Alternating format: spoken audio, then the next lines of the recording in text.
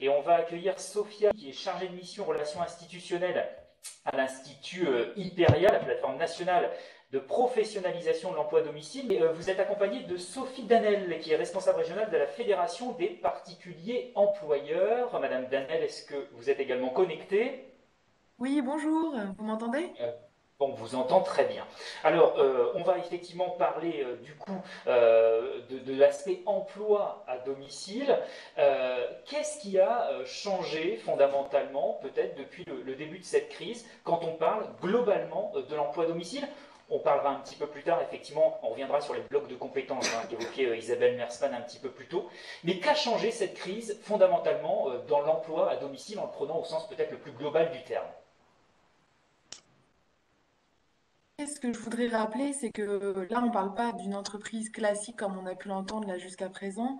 On parle bien de salariés qui se rendent au domicile d'un particulier ou de plusieurs particuliers. Et finalement, ce qui est remarquable dans notre secteur, c'est que pendant la crise, les salariés ont continué d'accompagner les personnes, les particuliers à leur domicile. Et nous avons d'ailleurs mené une étude Ipsos à ce sujet. Et nous savons que pendant la crise, il y a eu un maintien de l'activité auprès des personnes les plus fragiles. C'est-à-dire que 83% des salariés ont continué d'accompagner ces personnes-là. Notre secteur d'activité aujourd'hui, ça concerne 253 000 particuliers employeurs et plus de 111 000 salariés en Hauts-de-France. Et juste pour vous rappeler aussi notre environnement, après je laisserai Sophia nous parler justement de nos démarches en termes de professionnalisation pour mieux répondre à ces besoins. Juste pour vous rappeler que notre secteur d'activité, c'est vraiment un environnement conventionnel bien organisé, même si ça se passe au domicile des particuliers. C'est-à-dire qu'on a la FEPEM qui effectivement représente les particuliers employeurs, mais on a aussi Hyperia l'Institut, qui est l'organisme mandaté par les branches du secteur et qui a en charge toute l'organisation de la professionnalisation de ses salariés. Il faut savoir que ces salariés-là, même s'ils se rendent au domicile des particuliers, ils peuvent aussi bénéficier d'un programme de professionnalisation et ils peuvent bénéficier aussi, ils ont accès à la formation et on va dire, à la formation tout au long de leur carrière professionnelle. Et je vais laisser la parole à Sophia, je pense qu'il sera beaucoup plus à même que moi. Pour Hyperia et pour répondre aux besoins qui sont évoqués, vous avez donc dernièrement fait évoluer, si je puis dire, la maquette un peu pédagogique de vos titres. Alors, qu'est-ce qui vous a poussé par cette évolution vers ce qu'on disait tout à l'heure, finalement, des blocs de compétences? Oui, tout à fait. Bonjour à tous. Alors, comme le disait Sophie, juste pour resituer le contexte, donc Hyperia, c'est une plateforme vraiment dédiée à la professionnalisation des emplois au domicile et qui a été mandatée par les deux branches professionnelles de l'emploi à domicile, donc celle des salariés du particulier employeur et celle des assistants maternels. Donc, c'est vraiment important de valoriser et de pouvoir professionnaliser les métiers du domicile. D'une part, parce que c'est un secteur très dynamique. C'est des métiers qui existeront toujours tant qu'on aura des besoins de garde d'enfants ou d'accompagnement des personnes âgées ou en perte d'autonomie. Ce sont des métiers qui existeront toujours. Il s'agit également d'une économie qui est non délocalisable, puisque les emplois à domicile génèrent des emplois de proximité. Et si je peux vous citer peut-être juste un chiffre aussi pour vous montrer le dynamisme du secteur, 52% de nos salariés, donc des salariés de l'emploi à domicile, ont 50 ans et plus. Ce qui projette donc d'importants départs à la retraite à partir de 2030, donc dans 10 ans, et ce qui représenterait rien que pour la région Hauts-de-France plus de 80 000 emplois à pourvoir. Donc c'est vraiment un secteur assez dynamique.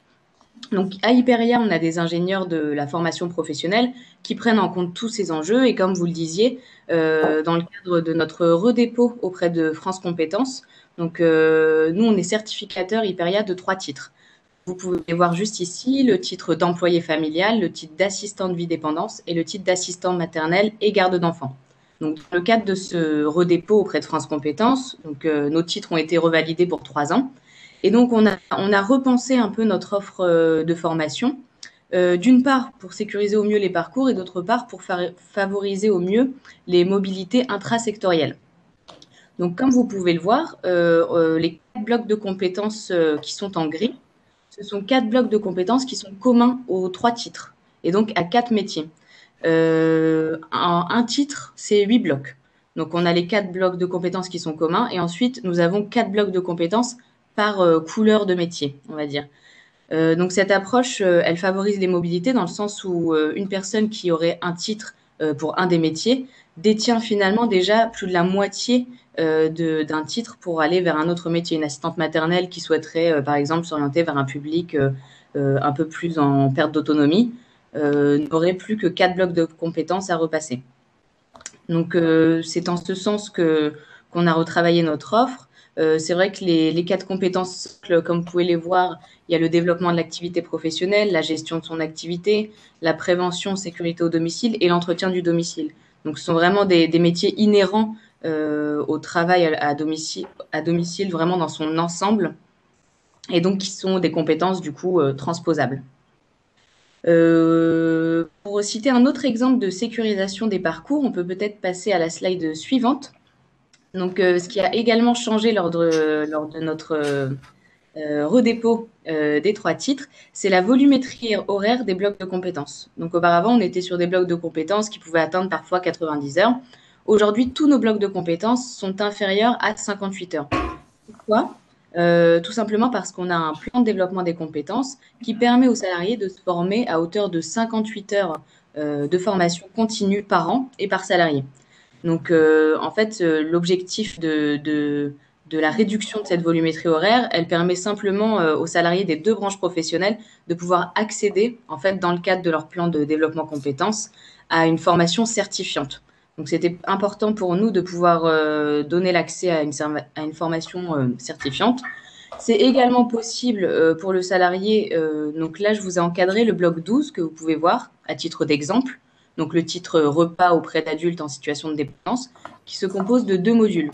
Donc, c'est également possible pour le salarié de passer un module, puis d'en passer un second, pour finalement, après une évaluation, pouvoir passer un bloc de compétences et du coup consolider ce bloc de compétences et finir par de la certification. Et je finirai juste par une information également, c'est qu'Hyperia est une plateforme téléphonique qui accompagne les salariés des branches professionnelles. Donc, c'est-à-dire que cette plateforme, elle peut parfois aussi recontacter les salariés qui ont obtenu certains modules et pour leur proposer un accompagnement et pour leur proposer également de pouvoir compléter leur formation.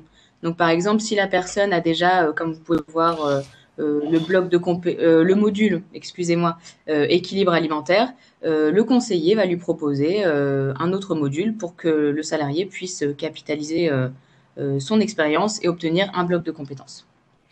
Merci pour vos interventions et puis qui nous permettent en tout cas d'y voir plus clair dans les adaptations que vous avez pu apporter dans les nouvelles passerelles qui se créent aujourd'hui. Merci mesdames d'être intervenues ce matin.